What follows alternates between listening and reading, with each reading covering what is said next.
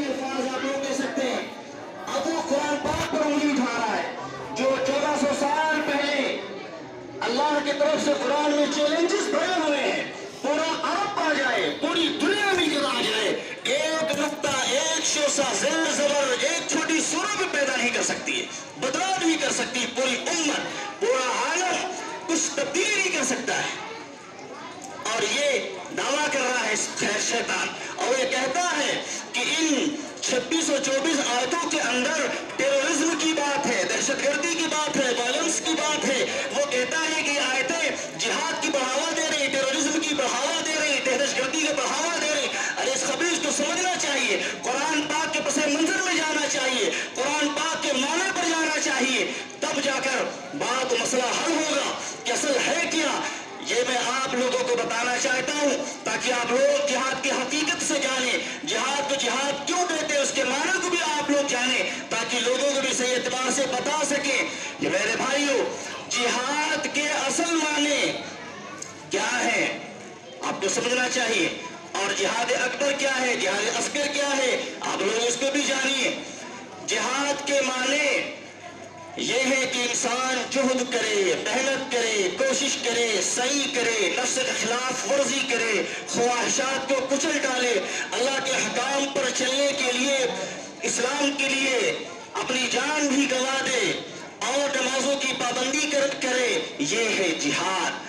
اور جابر و ظالم بادشاہوں کے سامنے حق بات کو کہہ ڈالے, یہ ہے جہاد. اللہ کے طاعت میں, اللہ کی بندگی میں, اللہ کے رسول صلی اللہ علیہ وسلم کے سنت کو اختیار کرنے میں مجاہدہ کرے, کوشش کرے, محنت کرے, سعی کرے. یہ ہے جہاد کی لغوی معنی. آپ لوگ بتائیے گا جہاد کی لغوی معنی ہے. اور جہاد جب انسان, جب ظالم اور جابر لوگ, نہایت گندے لوگ جب اسلام کے خلاف ورزی کریں اور ہماری ماں بیٹیوں کی عزت لوٹنے پر تلے اور اسلام پر اور ڈاکے ڈالنا شروع کر دیں, تو میرے بھائیوں اب وہ کھلے عام, سمجھیے گا باتوں کو, کھلے عام ہم پر حملہ آور ہونے لگے, تب اسلام اجازت دیتا ہے ظالم کے خلاف کھڑے ہونا. یہ بھی الگ یاد ہے, اس کو رکھیے. جب دوسرے لوگ ہم پر اٹیک کریں, حملہ کریں, جان خطرے میں آ جائے, عزتیں لوٹی جائیں, بہن بیٹیوں کو ان کی عزتیں کے پرچھے اڑا دیے جائیں, اڑائی کوشش کی جائے, تو میرے بھائیوں اسلام اس بات کی اجازت دیتا ہے کہ اب انسان اپنی دفاع کے لیے, اپنے بچاؤ کے لیے اب اپنی حفاظت کرے. تو کہیں اس پہ قرآن پاک کہیں اجازت دے رہا ہے کیا؟ جہاد کی اجازت دے رہا ہے؟ کہیں اس طریقے سے کوئی بات آ رہی, کہیں اس میں وائلنس اور ٹیررزم کی بات آ رہی نہیں آ رہی. اور اللہ پاک کی طرف سے حدیث میں قرآن کو جب نچوڑ دیکھا جائے, قرآن حدیث میں بات ملتی ہے کہ بچوں پر, معصوموں پر, بوڑھوں پر, بیماروں پر, عورتوں پر ہاتھ نہ اٹھایا جائے. اسلام تو امن چاہتا ہے. قرآن پاک کی حدیث سے یہ میسج پیغام ملتا ہے کہ قرآن پاک امن و شانتی کا پیغام ہے ہم ہمارے آپ کے لیے, پورے امت کے لیے, پورے انسانیت کے لیے. تبھی تو اس سے جو ظالم ہوں گے, جو جابر ہوں گے, وہ کسی انسان کی حق تلفی کرے, کسی انسان کی جان کے در پر ہو, تو اس کے لیے ہمارا آپ کا کھڑا ہونا, اپنا ڈیفنس کرنا اور اپنا بچاؤ کرنا, یہ ہے اصل جہاد.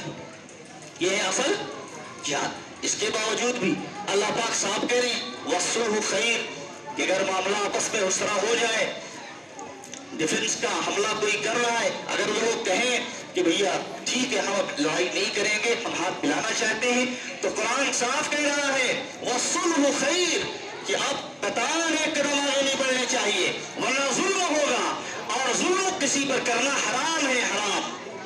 قرآن کہہ رہا ہے اب ہاتھ بڑھا لو, اب کسی پر ہاتھ اٹھنے نہیں چاہیے تمہارے. بتاؤ کہاں ہے ٹیررزم, کہاں ہے وائلنس, کہاں ہے دہشت گردی؟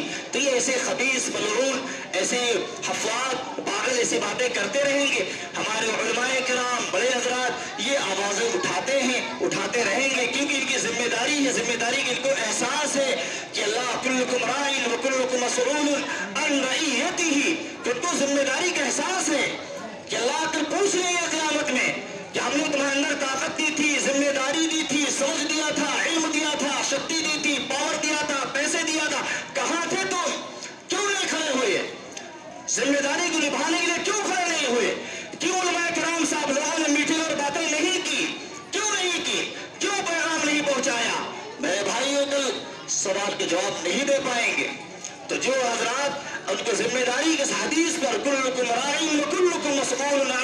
تنہائی کا احساس ہے وہ کھڑے ہوتے ہیں، وہ کسی کی فکر نہیں کرتے ہیں، کسی کی لعنت و ملامت کی فکر نہیں کرتے ہیں، وہ کھڑے ہوتے ہیں۔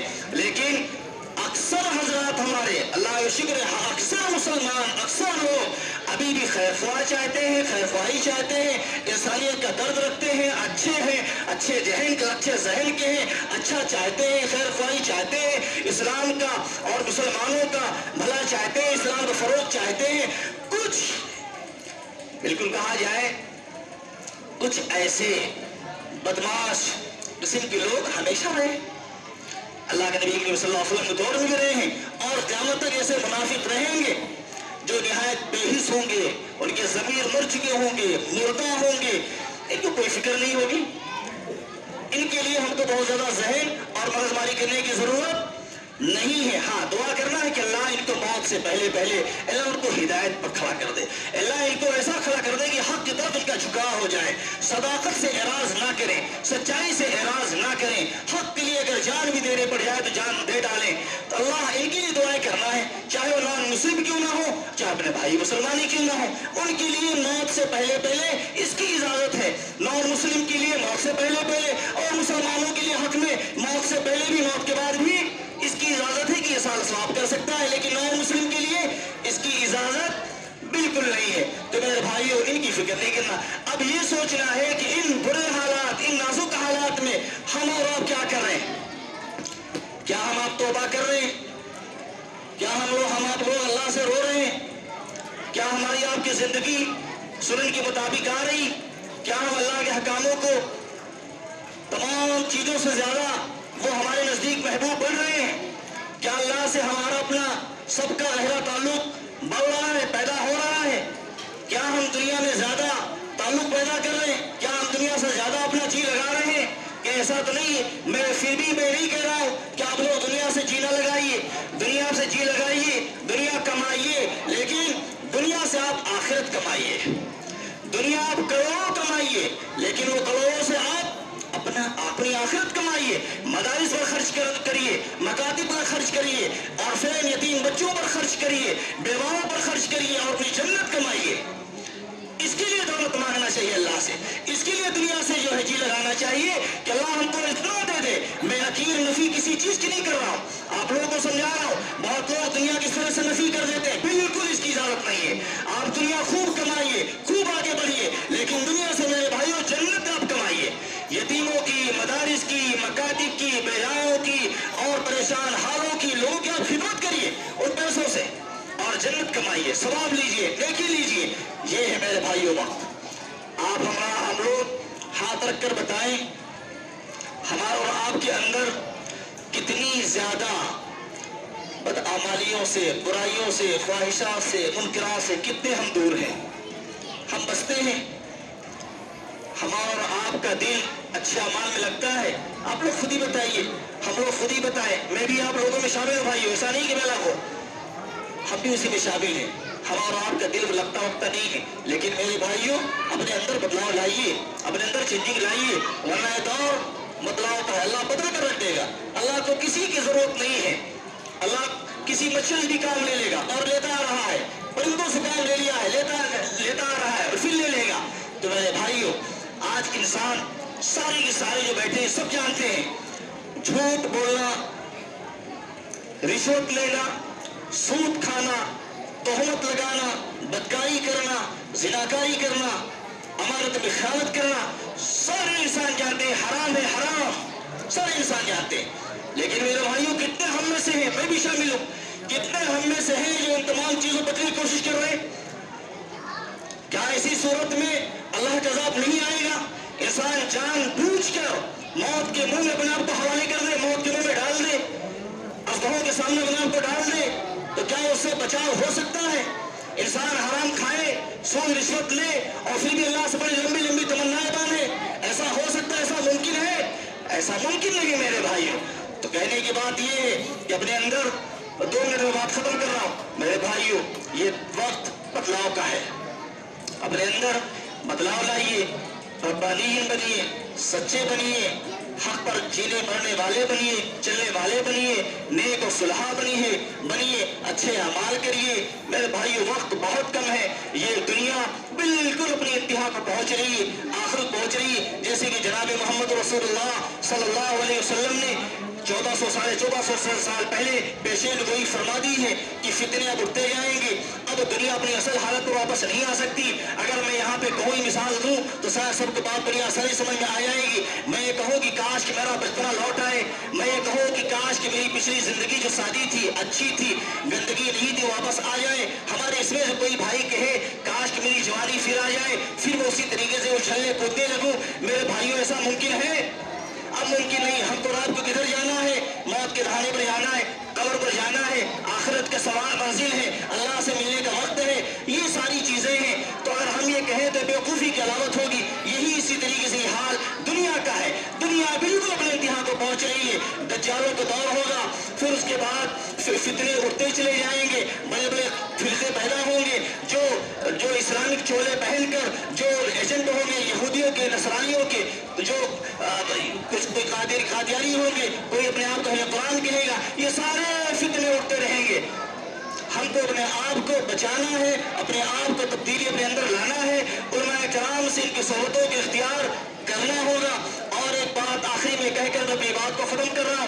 میرے بھائیوں پھر میں کہہ رہا ہوں، یہ دور بہت ہی چپکی باندھ کر سستی کا دور نہیں ہے۔ اپنے اندر حرکات لائیے، اپنے اندر سکنات پیدا کریے، اپنے اندر طاقت پیدا کریے اور پڑھیے اور مظلوموں کے حق میں آواز اٹھانا شروع کر دیجیے۔